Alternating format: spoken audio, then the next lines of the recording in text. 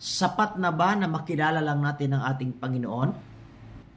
Ito po ay tanong na minsan ay mahirap, mga kapatid, sagutin. Pero for me, hindi enough o hindi sapat na makilala lang natin ating Panginoon. Ang pinakamagandang bagay sa buhay natin, kailangan po natin malaman din ang kanyang kalooban sa buhay ng bawat isa sa atin.